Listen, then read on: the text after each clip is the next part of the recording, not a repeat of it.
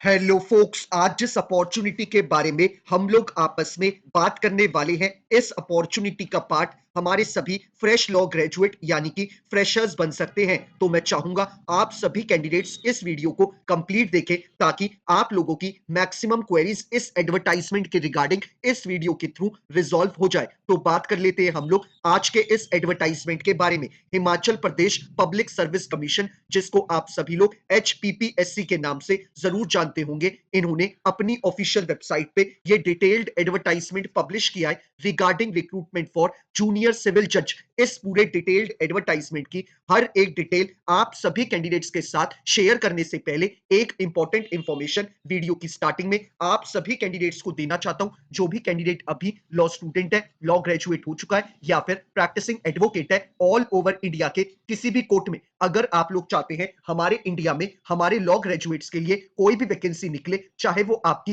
Internship की opportunity हो, judiciary की अपॉर्चुनिटी हो, कोई कॉर्पोरेट वैकेंसी की अपॉर्चुनिटी हो, या फिर सेंट्रल और स्टेट गवर्नमेंट के द्वारा निकाली गई कोई बैंक की वैकेंसी हो, पब्लिक सेक्टर अंडरटेकिंग यानी PSU की वैकेंसी हो, या फिर हमारे प्रैक्टिसिंग एडवोकेट्स के लिए निकाली गई कोई इंपैनलमेंट की वैकेंसी हो, it means all over India में हमारे लॉ ग्रेजुएट्स के लिए कोई भी वैकेंसी निकलेगी, उस वैकेंसी के रिगार्डिंग आप सभी कैंडिडेट्स को इस चैनल पे टाइमली अपडेट प्रोवाइड कराई जाएंगी ताकि हमारे किसी भी लॉ ग्रेजुएट से इंडिया में आने वाली कोई भी लीगल अपॉर्चुनिटी की अपडेट मिस आउट ना हो। तो बात कर लेते हैं हम लोग आज के इस डिटेल्ड एडवर्टाइजमेंट के बारे में। Himachal Pradesh public service commission, जिसको आप सभी लोग HPPSC के नाम से जानते हैं, इन्होंने 15 दिसंबर 2024 को ये डिटेल्ड एडवर्टाइजमेंट अपनी ऑफिशियल वेबसाइट पे पब्लिश किया था। और इस डिटेल्ड एडवर्टाइजमेंट के थ्रू हमें जो डेजिग्नेशन ऑफर करी जा रही है वो हमें जूनियर सिविल जज की डेजिग्नेशन ऑफर करी जा रही है। और इन्होंने एडवर्टाइजमेंट के स्टार्टिंग में ही आप कैंडिडेट्स को रेम्यूनरेशन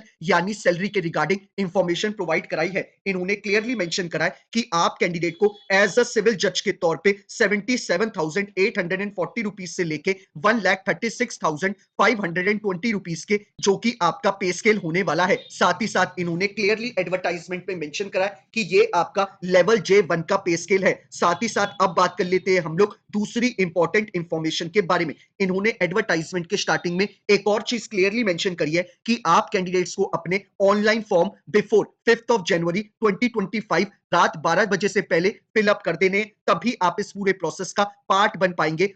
और साथ ही साथ आप कैंडिडेट्स को अपने हार्ड कॉपी को भी एप्लीकेशन फॉर्म के इनके रिस्पेक्टिव ऑफिस में बिफोर 13th ऑफ जनवरी 2025 पहुंचा देना है, तभी आप इस पूरे प्रोसेस का पार्ट बन पाएंगे। यानी कि इसमें आपके लिए दो लास्ट डेट रखी गई है, ऑनलाइन फॉर्म के लिए 5th ऑफ जनवरी और साथ ही साथ अपने एप्लीकेशन फॉर्म को इनके रिस्पेक्टिव ऑफिस में पहुंचाने के लिए 13th ऑफ जनवरी 2025 रखी गई है। अब बात कर लेते हैं हम लोग दूसरी इंपॉर्टेंट इंफॉर्मेशन के बारे में, यानी कि हमारी जूनियर सिविल जज की कितनी नंबर ऑफ वैकेंसी HPPSC ने अपनी इस एडवर्टाइजमेंट में रिलीज करी है। इन्होंने क्लियरली एडवर्टाइजमेंट में मेंशन करा है कि आप कैंडिडेट्स की टोटल 21 वैकेंसी रिलीज करी गई है, जिसमें से UR कैटेगरी यानी कि अनरिजर्व्ड कैटेगरी यानी कि जनरल कैटेगरी के लिए 11 वैकेंसी निकाली गई है। हमारे scheduled cast of Himachal Pradesh candidates के लिए 3 वैकेंसी रखी गई है। हमारे scheduled tribe of Himachal Pradesh के लिए 3 वैकेंसी रखी गई है और हमारे OBC ऑफ हिमाचल प्रदेश के कैंडिडेट्स के लिए 4 वैकेंसी रखी गई है। यानी कि जो भी हमारे रिजर्व कैटेगरी के कैंडिडेट्स हैं लेकिन वो हिमाचल प्रदेश से बिलोंग नहीं करते,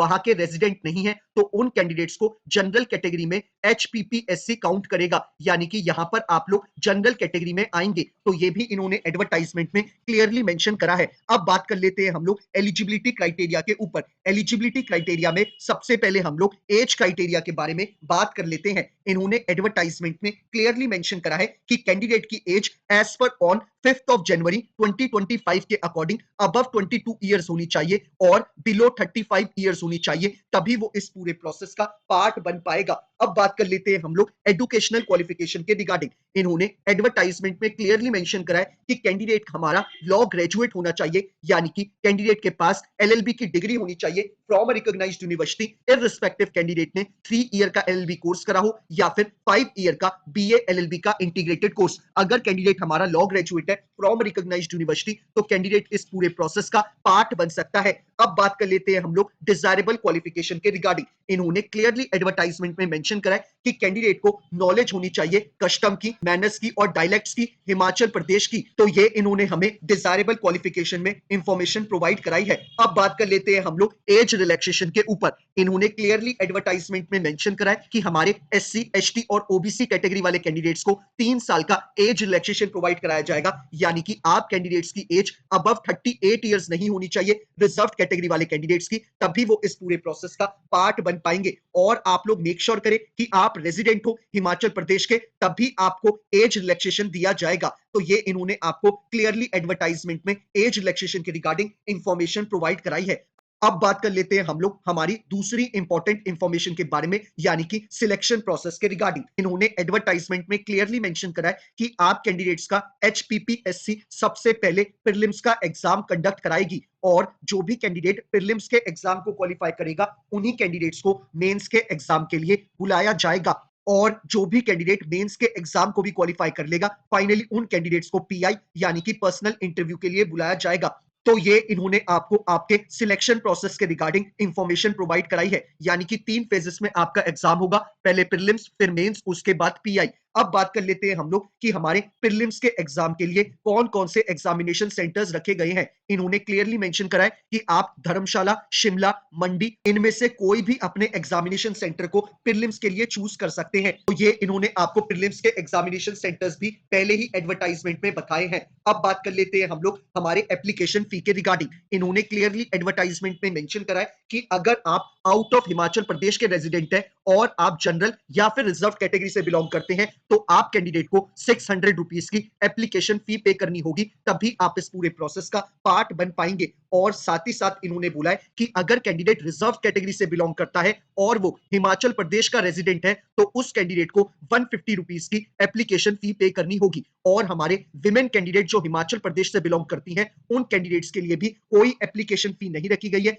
वो फीमेल कैंडिडेट इस फॉर्म को फ्री ऑफ कॉस्ट फिलअप कर सकती हैं। तो ये इन्होंने आप कैंडिडेट्स को एप्लीकेशन फी के रिगार्डिंग इंफॉर्मेशन प्रोवाइड कराई है। अब बात कर लेते हैं हम लोग एग्जाम के सिलेबस के रिगार्डिंग। इन्होंने आपको सबसे पहले प्रीलिम्स के एग्जाम के रिगार्डिंग इंफॉर्मेशन प्रोवाइड कराई है। इन्होंने आपको आपके प्रीलिम्स के एग्जाम की भी डेट मेंशन करी है। इन्होंने बोला है कि आपका एग्जाम 2 मार्च 2025 को कंडक्ट करा लिया जाएगा एचपीपीएससी के द्वारा। आपका प्रीलिम्स का जो एग्जाम होगा वो आपका ऑब्जेक्टिव टाइप का एग्जाम होगा, और इसमें आपके 3 पेपर होंगे, और ये तीनों ही पेपर आपके 100 मार्क्स ईच होंगे। आपका पेपर 1 जो होगा वो आपका सिविल लॉ 1 का होगा, पेपर 2 आपका सिविल लॉ 2 का होगा, और पेपर 3 आपका क्रिमिनल लॉ का होगा। तो ये 3 पेपर आपके होंगे 300 मार्क्स के। जो भी कैंडिडेट प्रीलिम्स को एग्जाम को क्वालिफाई करेगा, उन कैंडिडेट्स को मेंस के एग्जाम के लिए बुलाया जाएगा। और मेंस का जो आपका एग्जाम होगा वो आपका हर एक पेपर 3 घंटे का होगा, और टोटल आपके 5 पेपर होंगे। पेपर 1 में आपसे सिविल लॉ 1 पे क्वेश्चन पूछे जाएंगे। ये एग्जाम आपका सब्जेक्टिव टाइप का एग्जाम होगा,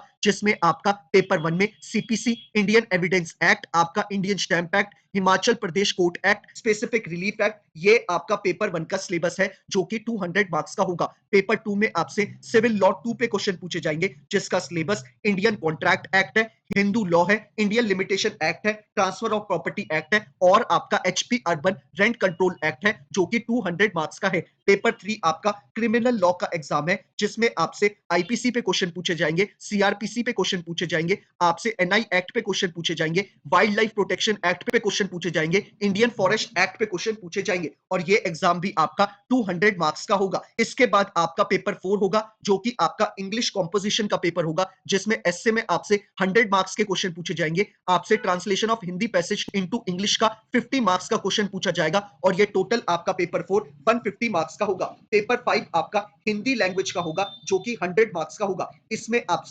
आपसे ट्रांसलेशन पूछी जाएगी इंग्लिश से हिंदी करने की, जो कि 30 मार्क्स की होगी, और इसमें आपसे हिंदी पे कोई भी टॉपिक पे एक एस्से लिखने को कहा जाएगा, जो कि 50 मार्क्स का होगा, और कॉम्पोजिशन आपका आइटम्स एंड करेक्शन के ऊपर 20 मार्क्स के क्वेश्चन पूछे जाएंगे। टोटल ये एग्जाम आपका पेपर 5 100 मार्क्स का होगा। जो भी कैंडिडेट मेंस के एग्जाम को भी क्वालिफाई करेगा, फाइनली उन कैंडिडेट्स को पीआई यानी पर्सनल इंटरव्यू के लिए बुलाया जाएगा, जो कि आपका 150 मार्क्स का होगा। तो ये इन्होंने आपको एडवर्टाइजमेंट में ही सिलेबस बताया है। अब बात कर लेते हैं हम लोग दूसरी इंपॉर्टेंट इंफॉर्मेशन के बारे में, यानी कि हमें इस पूरे रिक्रूटमेंट प्रोसेस का कैसे पार्ट बनना है। आप वीडियो के डिस्क्रिप्शन बॉक्स में जाएंगे, आपको जो पहला लिंक अवेलेबल है आप उस पर क्लिक करेंगे। क्लिक करते ही आपके स्क्रीन पे ये पूरा डिटेल्ड एडवर्टाइजमेंट खुल के आ जाएगा। आप चाहे तो इस डिटेल्ड एडवर्टाइजमेंट को खुद से डाउनलोड कर सकते हैं या फिर अपने मोबाइल की स्क्रीन पे ही बिना डाउनलोड करे स्क्रॉल डाउन करके पढ़ सकते हैं। ऐसे ही वीडियो के डिस्क्रिप्शन बॉक्स में आप कैंडिडेट्स को जो सेकंड लिंक अवेलेबल है आप उस पर क्लिक करेंगे। क्लिक करते ही आप डायरेक्टली एचपीपीएससी की ऑफिशियल वेबसाइट पे चले जाएंगे, जहां पे आप इस फॉर्म को ऑनलाइन फिलअप कर सकते हैं।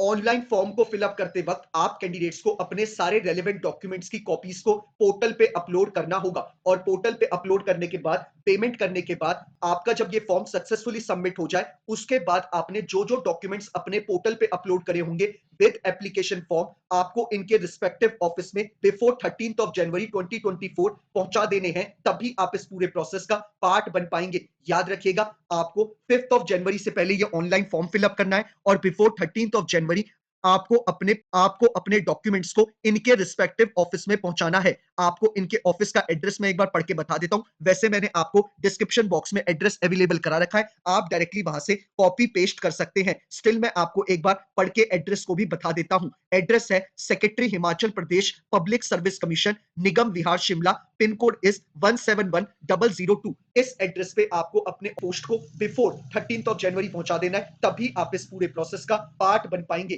तो यही सारी इंपॉर्टेंट इंफॉर्मेशन थी जो हमें इस एडवर्टाइजमेंट में एचपीपीएससी ने प्रोवाइड कराई है। इन केस आपकी क्वेरी हो तो आप मुझे इंस्टाग्राम या ट्विटर पे टेक्स्ट मैसेज करके पूछ सकते हैं, या फिर यूट्यूब पे ही अपनी क्वेरी को ड्रॉप करके मुझसे पूछ सकते हैं। मैं अपने एंड से मेक श्योर करता हूं कि हर एक कैंडिडेट को टाइमली बेसिस पे रिप्लाई कर दूं, ताकि वो अपने फॉर्म को जल्दी से जल्दी फिलअप कर पाए और अपने आगे की प्रिपरेशन उतनी ही जल्दी शुरू कर पाए। बाकी अगर आप कैंडिडेट्स चाहते हैं कि ऐसे ही हर एक दिन आप कैंडिडेट्स को एक लीगल अपॉर्चुनिटी की अपडेट मिलती रहे, तो मेक श्योर करिएगा कि आप इस चैनल को बिना सब्सक्राइब करे ना जाए। बाकी वीडियो पसंद आया हो तो लाइक शेयर जरूर करिएगा। Thank you so much.